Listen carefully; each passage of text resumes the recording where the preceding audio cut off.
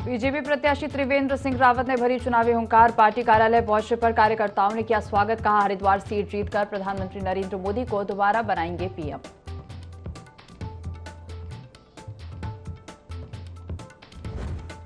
मुख्यमंत्री पुष्कर सिंह धामी ने की ग्राम्य विकास एवं पलायन निवारण आयोग की बैठक। कहा, उत्तराखंड में जल्द होगा प्रवासी सम्मान समारोह। राज्य में वापस आए लोगों के अनुभवों का लिया जाएगा लाभ।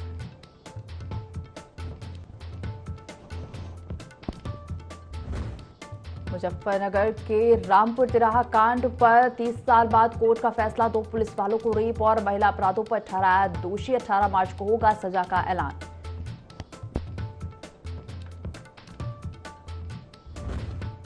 बद्रीनाथ हेमकुंड यात्रा की तैयारियों में जुटा प्रशासन। अप्रैल तक सभी तैयारी पूरा करने का प्लान। 12 मई को बद्रीनाथ और 25 मई को हेमकुंड साहिब के खुलेंगे कपाट।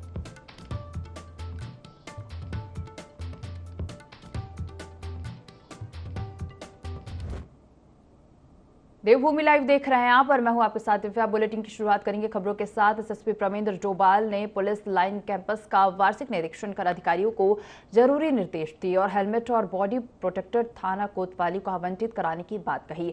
एसएसपी प्रमेंद्र डोभाल ने पुलिस कर्मियों की सलामी गार्ड का निरीक्षण किया और इसके बाद टर्न आउट और शस्त्र ड्रिल बेहतर होने पर पुलिस कर्मियों की पीठ थपथपाकर इनाम देने की घोषणा भी की।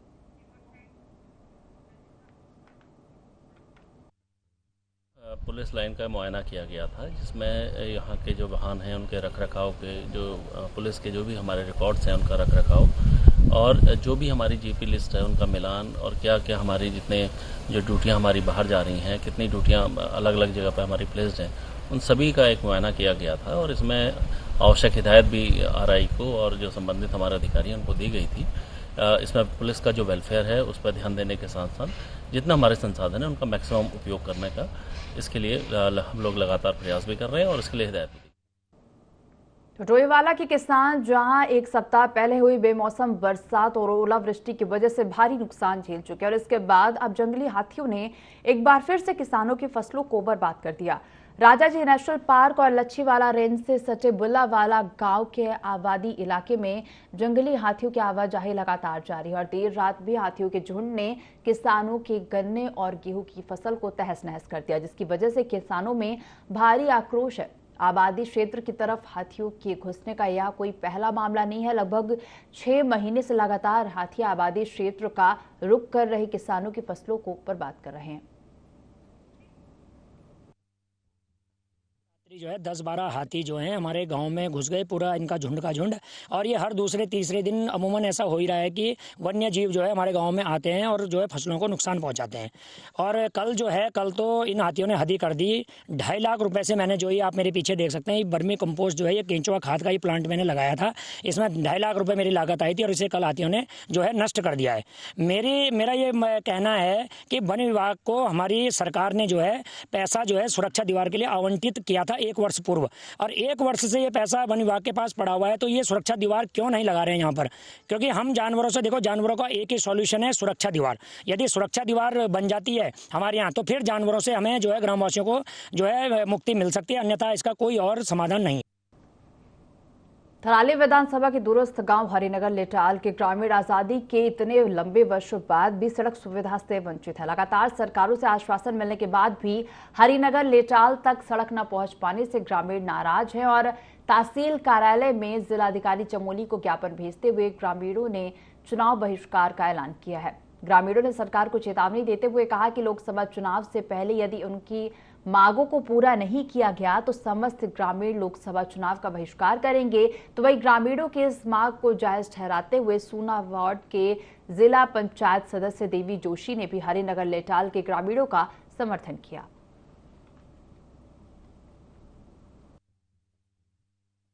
हरिनगर लेटाल में रोड की मुख्य समस्या है जो आज तक भी धरातल पे नहीं हो पाई है।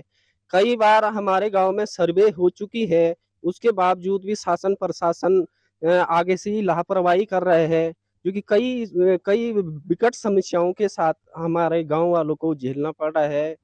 और यहाँ पे बहुत ही दयनीय स्थिति है गांव की, इस बार हमने ये सब गांव वालों ने सोचा है कि अगर यहाँ पे रोड की समस्या कोई सॉल्व नहीं कराएगा तो हम भी 2024 का लोकसभा का चुनाव का पूर्ण रूप से बहिष्कार करेंगे। इस बार अगर रोड नहीं आएगी तो हम बहिष्कार करेंगे और रोड नहीं तो वोट नहीं। आने जाने में कठिनाई होती है, स्कूल के जितने भी बच्चे हैं उनके लिए परेशानी होती है और 2004 से हम लड़ रहे हैं मोटर मार्ग के लिए लड़ रहे हैं, लेकिन हमारी समस्याओं का समाधान तो कभी होता नहीं है।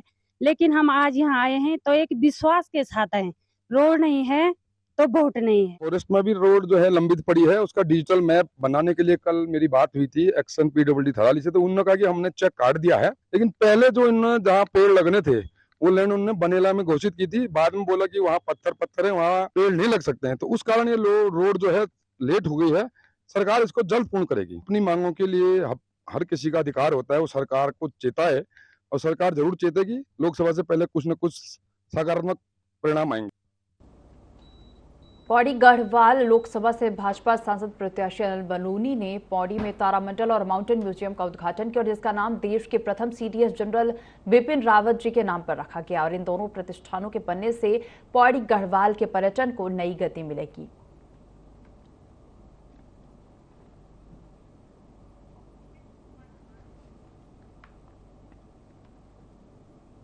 रमजान के चौथे रोजे पर हरिद्वार उपनगरी बहादुराबाद की जुमा मस्जिद और आसपास देहात क्षेत्रों की मस्जिदों में जुमे की नमाज शांतिपूर्ण तरीके से अदा की गई। नमाज के वक्त किसी भी प्रकार का कोई सांप्रदायिक माहौल खराब ना हो, इसलिए पुलिस प्रशासन ने मस्जिदों के बाहर सुरक्षा के पुख्ता इंतजाम के साथ ही सुरक्षा व्यवस्थाओं को चाक चौबंद करने के लिए पुलिसकर्मियों को तैनात कर दिया गया। रमजान को लेकर बाजारों में रौनक है, वहीं त्योहारों के मौके पर शांति व्यवस्था बनी रहे, इसके लिए आला अधिकारियों ने खुद कमान संभाल रखी।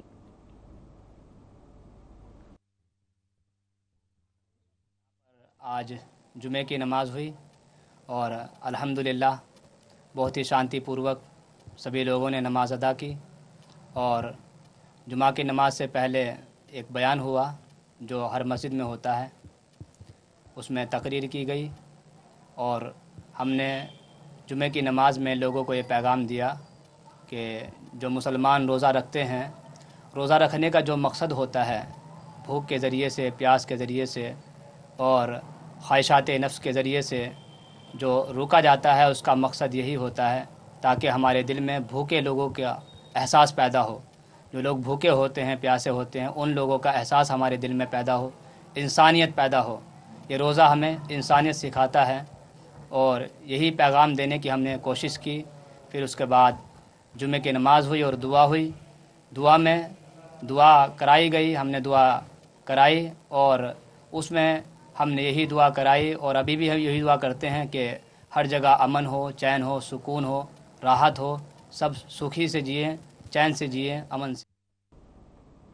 उत्तराखंड में कांग्रेस में पार्टी छोड़ने का सिलसिला थमने का नाम नहीं ले रहा है। बता दें कि अब गंगोत्री विधानसभा के पूर्व विधायक विजयपाल सजमान ने पार्टी छोड़कर कांग्रेस को करारा झटका दिया है। विजयपाल सजमान के इस्तीफे को लेकर कांग्रेस पार्टी के प्रदेश प्रवक्ता शीशपाल बिष्ट ने कहा कि उन्होंने पार्टी से इस्तीफा क्यों दिया, इस बारे में वह ही बेहतर बता सकते हैं, लेकिन यदि उन्हें कोई परेशानी थी या फिर उनके कुछ सुझाव थे तो सजमान को पार्टी फोरम में रखना चाहिए था।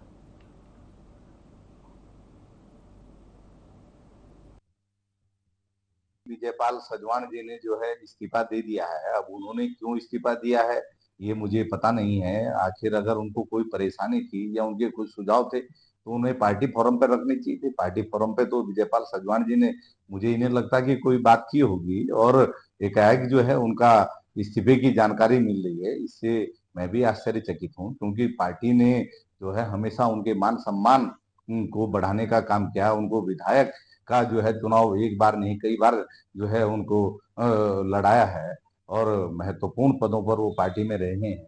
और अगर इस समय वो इस्तीफा दे रहे हैं तो क्यों दे रहे हैं, इसका कारण तो विजयपाल सजवान जी से ही पूछा जाना चाहिए। इंडिया अलायंस और सिविल सोसाइटी ने प्रेस क्लब में संयुक्त प्रेस वार्ता का आयोजन किया, जिसको लेकर इंडिया अलायंस और सिविल सोसाइटी के संयोजक शीशपाल सिंह बिष्ट ने कहा कि प्रधानमंत्री ने लोगों को ये वादा दिया था कि आने वाले दशक आजादी का अमृत महोत्सव का दशक भारत के लिए होगा, जिसमें कि गरीब अपने घर में सोएगा, लेकिन दूसरी तरफ सरकार इसके विपरीत काम कर रही है, जिसमें कि जो लोग पहले से बस्तियों में रह रहे हैं, उन्हें अतिक्रमण के नाम पर प्रशासन के द्वारा प्रताड़ित किया जा रहा है। और अगर सरकार गरीबों के जन कल्याण की बात करती है तो उनकी पुनः स्थापित का भी इंतजाम सरकार को करना चाहिए। प्रधानमंत्री नरेंद्र मोदी जी ने देश की जनता से वादा किया था कि आजादी का अमृत महोत्सव होगा और देश के हर बेघर के सिर पर जो है अपनी छत होगी, उसका अपना घर होगा। वो तो सरकार जो है पूरा नहीं कर सकी। दूसरी ओर जो लोग आजादी के बाद से या उससे पहले वर्षों से जहां जहां रह रहे हैं उनको अवैध बता करके जो है उनका प्रशासनिक उत्पीड़न किया जा रहा है। और 2016 में हरीश रावत जी की सरकार ने जो है बस्तियों के नियमितीकरण के लिए जो है एक आयोग का गठन किया था राजकुमार जी की अध्यक्षता में। उसकी रिपोर्ट आई थी, उसने पूरे सुझाव दिए थे, तो उस पर भी सरकार आगे बढ़ सकती थी कि भाई लोगों को अगर बहुत आवश्यक है तो उनको कहाँ पुनर्वासित करेंगे और जहां आवश्यक नहीं है वहां उनको जो है नियमित किया जाए।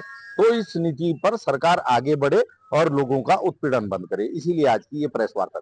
वनवासी लोग हैं, खत्तों के वासी लोग हैं, या जो शहरी गरीब लोग भी हैं जो नजूर की जमीन पर बसे हुए हैं, उन सबको उजाड़ने का एक अभियान भाजपा की सरकार चलाए हुए है। ये बुलडोजर पराक्रम वो गरीबों के खिलाफ लगातार जारी रखे हुए है। तो अतिक्रमण का अगर मसला होगा तो बड़े अतिक्रमणकारियों पर विरोध करना वो कहीं नहीं दिखाई देता है। सिर्फ गरीबों पर, अल्पसंख्यकों पर हमला किया जा रहा है। इसके खिलाफ हम लोग हैं। हम ये मांग करते हैं कि किसी को भी उजाड़ने से पहले ये सुनिश्चित किया जाए कि उसका पुनर्वास हो, उसके सिर के ऊपर छत हो, उसका व्यवसाय न छीना जाए। त्रिवेंद्र सिंह रावत को हरिद्वार लोकसभा सीट पर भारतीय जनता पार्टी का टिकट मिलने के बाद लोकसभा क्षेत्र में पहली एंट्री में त्रिवेंद्र सिंह रावत ने अपनी धाक छोड़ दी है। नारसन बॉर्डर से लेकर बहादुराबाद, हरिद्वार, डोईवाला तक भाजपा कार्यकर्ता और उनके समर्थकों ने फूल मालाओं से त्रिवेंद्र सिंह रावत का भव्य स्वागत किया। नारसन बॉर्डर से रोड शो शुरू हुआ जिसमें गाड़ियों की लंबी कतार नजर आई। रोड शो में उमड़े जन सैलाब को देखकर त्रिवेंद्र रावत भी गदगद हो गए। बता दें कि लोकसभा चुनाव का बिगुल बज चुका है। चुनाव में किस्मत आजमाने वाले उम्मीदवार भी अपनी अपनी चुनावी जमीन तैयार करने में जुट गए हैं। जीवन में पहली बार जन समर्थन देखा, जन सैलाब उड़ा हुआ है, उल्लास वहाँ है, इतनी खुशी है त्रिवेंद्र जी के आने पर तो उसका बयान नहीं हो सकता। केंद्रीय नेतृत्व हमारा जो उनका निर्णय है वो लोग सोच समझ के करते हैं जो करते हैं। भाई वहाँ उन्हें पूरे देश का काम चलाना है, पूरा देश देखना है, ऐसा नहीं कि वो एक ही प्रदेश को देखने हैं।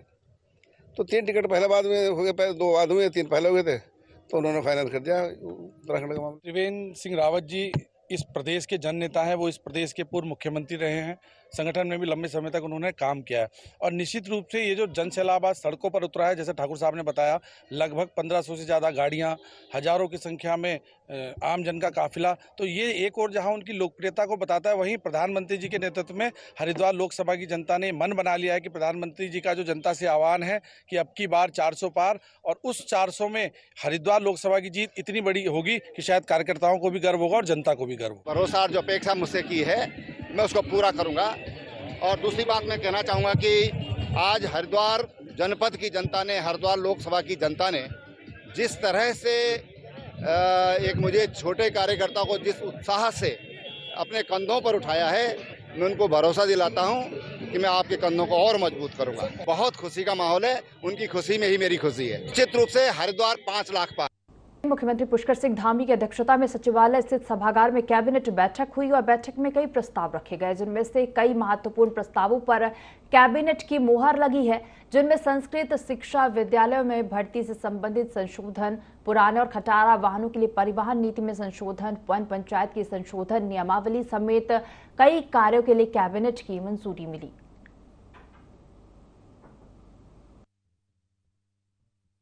क्लीन मोबिलिटी ट्रांसफॉर्मेशन पॉलिसी, तो ये पॉलिसी लेकर के आए हैं। तो इसमें जो हमारा देहरादून में इसको पायलट करने का उद्देश्य है, इसमें हमारे पास वर्तमान में मौजूदा सिटी ऑपरेटर हैं और विक्रम संचालक हैं, जिनकी जो गाड़ियां हैं वो काफ़ी पुरानी भी हो गई हैं और डीजल और पेट्रोल में के उसमें चलती हैं, डीजल पेट्रोल से चलती हैं। तो ये भारत सरकार से भी समय समय पे निर्देश आते हैं, तो क्लीन एनर्जी का हम लोग को यूज़ करना चाहिए, चाहे वो CNG हो या ई व्हीकल हो। इसमें NGT के भी काफ़ी डायरेक्शंस उसमें हैं। उत्तराखंड में भाजपा ने जहां 5 लोकसभा सीटों पर प्रत्याशियों की घोषणा कर दी है, तो वहीं कांग्रेस ने भी पौड़ी, टिहरी और अल्मोड़ा से उम्मीदवारों को मैदान में उतार दिया है।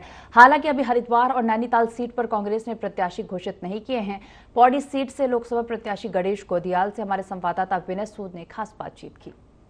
पौड़ी से लोकसभा प्रत्याशी गणेश गोदियाल हमारे साथ हैं, इनसे बात करेंगे। सर, सबसे पहले तो आपको बहुत बहुत शुभकामनाएं। सर, आपसे जानना चाहेंगे कि अब जो लोकसभा के चुनाव होने जा रहे हैं उसमें पौड़ी से जो है आपको टिकट दिया गया है, तो किस तरीके से सर अब जो है? ये मेरा सौभाग्य है कि मुझे पौड़ी लोकसभा से हमारे तमाम कार्यकर्ताओं की सिफारिश पर टिकट दिया गया। कार्यकर्ताओं की इच्छा थी कि मुझे टिकट दिया जाए और पार्टी ने मुझे टिकट दिया। मैं सौभाग्यशाली हूँ। हम जनता की अदालत में जाएंगे, तमाम मुद्दों को रखेंगे और उन तमाम मुद्दों को जनता के सामने रखने के बाद मेरा विश्वास है कि जनता हमारी बात को समझेगी और हमारे पक्ष में अपना निर्णय देगी। सर, भाजपा की तरफ से भी जो है पौड़ी से जो है आपके सामने अनिल बलूनी है, तो उसको किस तरीके से देखते हैं सर? क्या कुछ? देखिए, भाजपा की तरफ से कोई भी हो, मैं नाम नहीं लेना चाहता हूँ, जो भी भाजपा की तरफ से हैं वो प्रत्याशी हैं, लेकिन वो चुनाव नहीं लड़ रहे हैं। उनके तरफ से चुनाव पार्टी लड़ रही है और उनके केंद्रीय नेताओं के चेहरे लड़ रहे हैं। हमारी तरफ से हमारा केंद्रीय नेतृत्व भी है और मैं भी हूँ। तो हमारे जो लड़ाइयों के मुद्दे हैं वो निश्चित रूप में विकासपरक मुद्दे हैं हमारे, और उनके भावनात्मक मुद्दे हैं। हम लोगों को इस बात को समझाने का प्रयास करेंगे और मेरा विश्वास है कि लोग इस बात को समझेंगे। धन्यवाद। भाजपा की 5 लोकसभा सीटों पर जो है जीत का दावा कर वो रही है। ठीक है, वो करेंगे, जीत का दावा करेंगे, लेकिन जनता असली इसकी इस मैच की रेफरी जनता है। जनता बताएगी कि जीत किसकी है।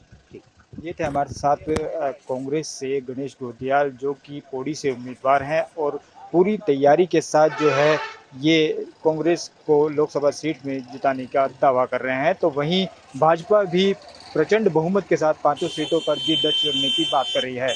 देहरादून से IND 24 के लिए विनय सूद। 2 बार नगर पालिका अध्यक्ष और मसूरी विधानसभा से 2 बार विधायक ज्योत सिंह उनसोला को टिहरी लोकसभा से कांग्रेस का प्रत्याशी घोषित होने पर उन्हें लगातार बधाई देने वालों का तांता लग रहा है। मसूरी से पहली बार किसी राष्ट्रीय राजनीतिक दल ने लोकसभा का प्रत्याशी बनाया है, जिससे लोगों में खुशी की लहर है।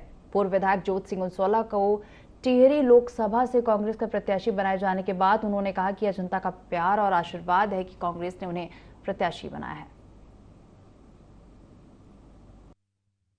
नेतृत्व का धन्यवाद करता हूं, राज्य नेतृत्व का धन्यवाद करता हूं, जिन साथियों ने इस प्रक्रिया में हिस्सा लिया उन सब का धन्यवाद करता हूं, जनता का धन्यवाद करता हूं, पत्रकार साथियों का धन्यवाद करता हूं, कांग्रेस कार्यकर्ता का धन्यवाद करता हूं कि उन्होंने शीर्ष नेतृत्व ने एक कार्यकर्ता को जो है मेरे जैसे साधारण कार्यकर्ता को ये अवसर प्रदान किया।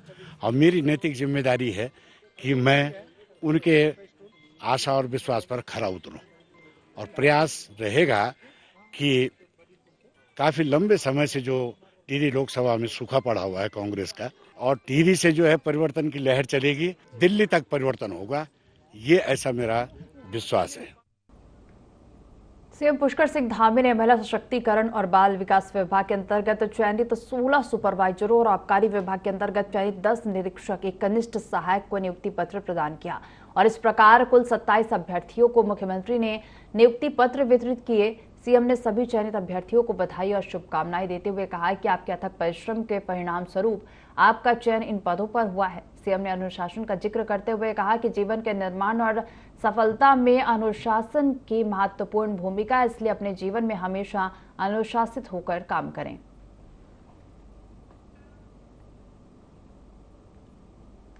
रानीपुर विधानसभा में भाजपा चुनाव कार्यालय का विधिवत पूजा अर्चना के साथ उद्घाटन किया गया और लोकसभा चुनाव के दौरान प्रत्याशी को पुरजोर तरीके से चुनाव लड़ाने का संकल्प लिया। रानीपुर विधायक आदेश चौहान ने शीर्ष नेतृत्व का आभार जताते हुए कहा कि जिस तरह से शीर्ष नेतृत्व ने त्रिवेंद्र सिंह रावत पर विश्वास जताया है और कार्यकर्ताओं में भी भारी जोश देखने को मिल रहा है। केंद्र और राज्य सरकार द्वारा विकास की कई योजनाएं चलाई जा रही हैं, उसी के आधार पर निश्चित ही उत्तराखंड की 5 लोकसभा सीटों पर भाजपा भारी बहुमत से विजय प्राप्त करेगी। इस लोकसभा चुनाव के निमित्त रानीपुर विधानसभा के कार्यालय का उद्घाटन हुआ है और इस उद्घाटन के अवसर पर सभी कार्यकर्ता आज एकजुट होकर चुनाव के मैदान में उतर गए हैं और निश्चित रूप से हम लोगों ने ये जो मोदी जी ने नारा दिया है कि इस बार 400 पार, फिर एक बार मोदी सरकार। इस संकल्प को लेकर हम लोग आज से चुनाव मैदान में जुट जाएंगे सब लोग और त्रिवेंद्र सिंह रावत जी को एक रिकॉर्ड मतों से रानीपुर विधानसभा चुनाव से विजयी बनाएंगे। देश के यशस्वी प्रधानमंत्री ने एक संकल्प हम सबको दिलाया है कि बीजेपी 370 और एनडीए 400 पार। उस दिशा में लगातार भारतीय जनता पार्टी के कार्यक्रम और कार्यकर्ता लगे हुए हैं। इन कार्यकर्ताओं की ताकत के बल पर मैं कह सकता हूं कि भारतीय जनता पार्टी एनडीए इस बार 400 पार होगा और उसमें हरिद्वार का एक कमल भी शामिल। तो लोगों की एक बड़ी आबादी नारायण भगत पर खाल मोटर पुल से होकर गुजरती है और यह मोटर पुल बहुत पुराना है, लेकिन यह पुल अब क्षतिग्रस्त होता जा रहा है। मोटर पुल पर बिछी लोहे की प्लेटें धंसती जा रही हैं। लोहे की प्लेटों पर लगे नट बोल्ट ढीले होते जा रहे हैं, कई तो गायब भी हो चुके हैं। मोटर पुल पर बिछी लोहे की प्लेटें कहीं उभरी हुई हैं तो कहीं धंसी हुई हैं। विभाग भी मोटर पुल पर आवाजाही को खतरे से खाली नहीं मान रहा है और इसके लिए बाकायदा विभाग ने पुल के दोनों छोरों पर चेतावनी बोर्ड भी लगाया है, जिस पर साफ साफ अक्षरों में लिखा है कि पुल क्षतिग्रस्त और इसके बाद भी पुल को सुधारा नहीं जा रहा है। की स्थिति है बहुत नाजुक बनी हुई है, सारे प्लेटें टेढ़ी मेढ़ी हो रखी है, सारे नट बोल्ट अपना आप निकल रहे हैं। सरकारी अमला ये चाह रहा है कि जब तक कोई बड़ी दुर्घटना न हो तब तक इस पे कोई कार्रवाई नहीं होगी। भारी वाहनों का आना जाना बरोबर है, भारी माल वाहन सारे चल रहे हैं। इसमें कोई ना तो यहाँ पे कोई प्रशासन का कोई व्यक्ति बैठता है कि जो कि भारी वाहनों को न जाने दें।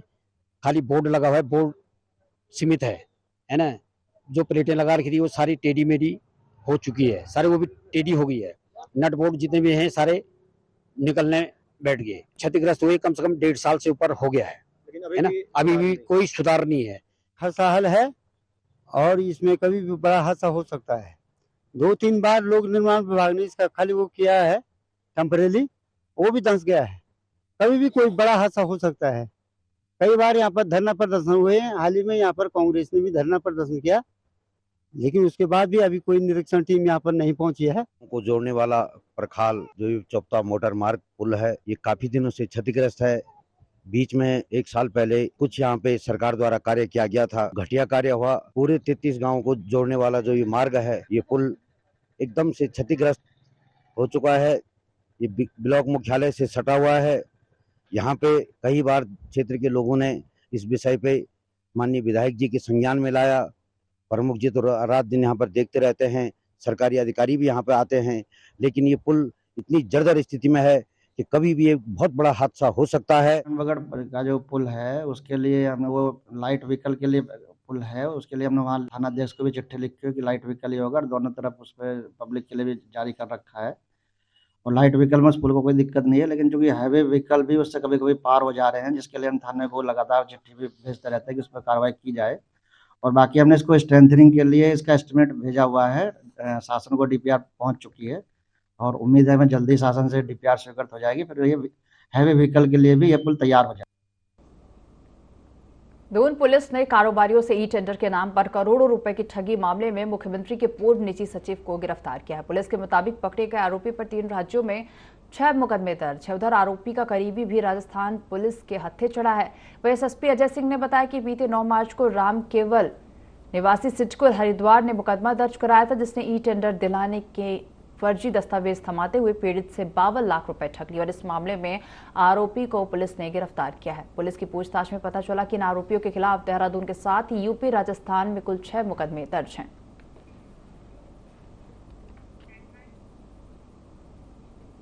इस बुलेटिन में फिलहाल इतना ही। आप देखते रहिए IND 24। नमस्कार।